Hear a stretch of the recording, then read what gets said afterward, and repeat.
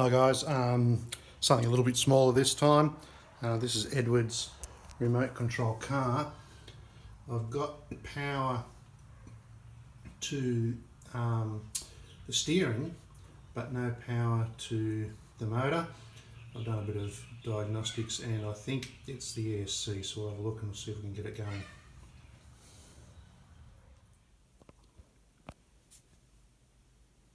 Okay, I've got this remote control car, a little bit smaller than what I'm used to working on. I've got power to the steering, no power to the motor, but when I put power direct from the battery to the two leads off the motor, I get full power. So I've been advised this thing here, which is the electronic speed control, needs to be removed, so I'm going to do that now. I'll just disconnect those wires, disconnected the battery. There is a lead that goes down here to the aerial, which I think needs to take that little Allen nut off, and there's another one over the back here if you can see that. Once they're done, this is just held on with double-sided sticky tape, and I've already pulled this switch off. That switch was just sitting here with double-sided tape. So that's all part of the unit.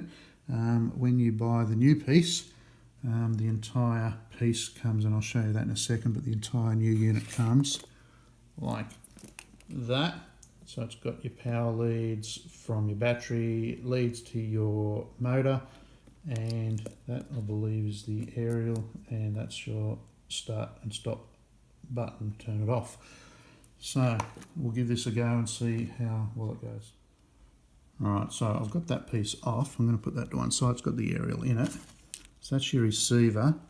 Now there's a line that comes into the receiver from the ESC there, and then another one that goes out to that steering control mechanism.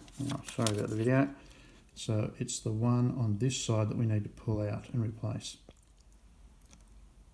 So there it is, I've just pulled that out. Now that entire piece should now remove, pull it out from there, pull that negative lead out of there, and that pulls the entire ESC unit out. Now I'm going to replace it with this one, so I'm going to start putting all those bits back together. I might actually test it before we glue everything down. So we've got it all back together, transmitters on, switch on, and hopefully we've got full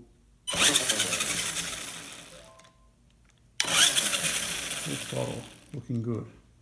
Alright, we'll put it all back together now. Alright, you'll get some double-sided tape with it too. I've just put one piece on the switch. I'm going to mount it on top of that aerial receiver piece. I'll pull that backing off there. I'll get everything else lined up and glue it down. Alright, test run. Give it a run. Now it's working.